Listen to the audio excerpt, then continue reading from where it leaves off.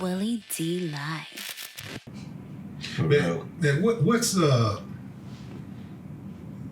mean, you pretty much seen it all, man. What's a time in your life that was difficult, but you figured out a way to push through it, and it made you better when you came out on the other side? A time that was like kind of difficult in my life, like when I was younger and shit like that, or just period. I'm more so speaking of, since you became Havoc. I would have to go back to losing my brother, at that time, like in my 20s when I was 21, and losing Prodigy. You know what I mean? That was, and still is just, you know what I mean? I just keep on saying, like, it's unbelievable. You know what I mean? It's like, it's crazy. You know what I mean? It's like, how do you even, how do you move forward? You know what I'm saying? It's real, it's hard, but you gotta be strong. You know what I mean? You have to be strong. You have to, just try to move forward and stuff like that. I you know what I'm saying? I still deal with it now, like, today, like, just being on stage and, making albums without him here. Something just don't feel right. You know what I mean? But, you gotta push through. But that's definitely one of them, my brother and Prodigy. Just losing those two people. When you first lost Prodigy, did you have any idea? You knew he was battling a debilitating disease. You knew that.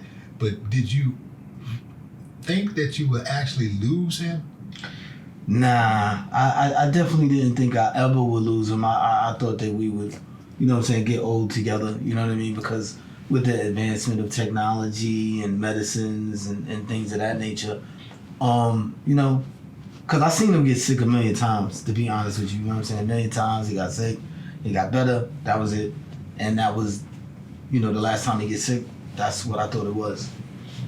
But I still, got questions about, saying how he passed away. And, a lot of people don't believe that, it is what it is. Because, people's very vocal, with a lot of things and, talking, a lot of, truths and conspiracies, what they like to call conspiracies. But, so I still got questions about that, you know what I mean? But I didn't think that he was going to pass away when he did. I mean, I knew he had sickle cell, and like I said, he always got sick, but he always would bounce back.